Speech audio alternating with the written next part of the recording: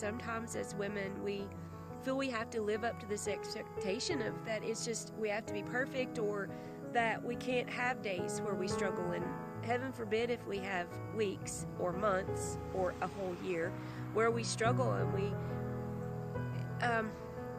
I don't know really the right word that I'm trying to look for, but it truly is a fight, and we get embarrassed so much so that we don't ask for help and we don't reach out and say, hey, I need you to pray for me. I'm really struggling today. I'm having a hard time.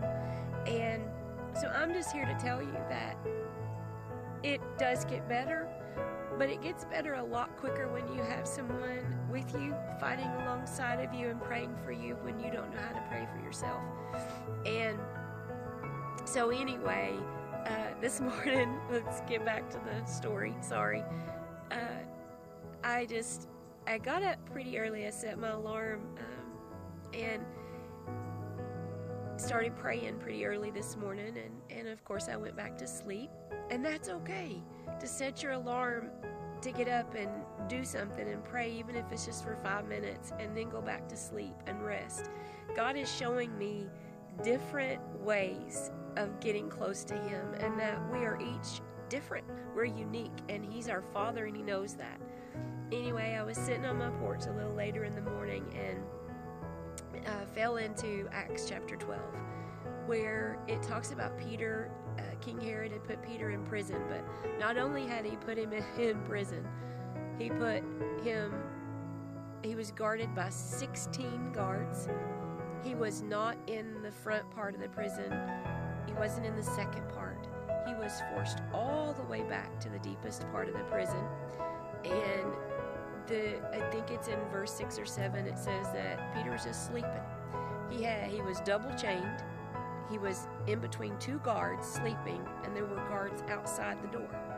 And then an angel of the Lord came and smote Peter in the side and woke him up and said, "Rise up, Peter. Gird yourself." And basically that, I looked up what gird meant, and it means to prepare yourself for action. So the angel was saying, "Wake up, Peter. Wake up. There's something happening here. And, get your feet, bind your feet up, put your shoes on, cast your garments around you, wrap yourself up with your garments, because, I need you to follow me. So follow me, Peter." And Peter said, I was hoping that I wasn't dreaming, but he said, as he took me past the first place, then he took me on past the second, and then he set me out at the gate. The angel, it just was like Peter had this great thing happen to him, and I totally forgot to tell you that he was double chained and the chains fell off. But when the chains fell off, that's when the angel of the Lord said, "Get up, Peter. Prepare yourself." And there's a lot more to that chapter than just that little bitty bit. But I've thought about that all day long, about how this whole past year I have just felt so chained in a lot of different aspects of my life. And I'm sorry, I'm shaking my phone.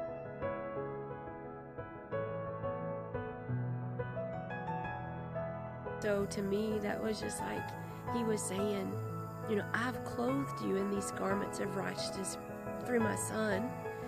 And so I want you to put on the full armor. Take that full armor, put it on, wrap yourself in it, and follow me. Follow me. He's still God, and He's on the throne, and I don't have to be perfect. I'm just His, and He just wants me to show up and give my heart to Him and surrender it all. And don't be afraid to ask for help. And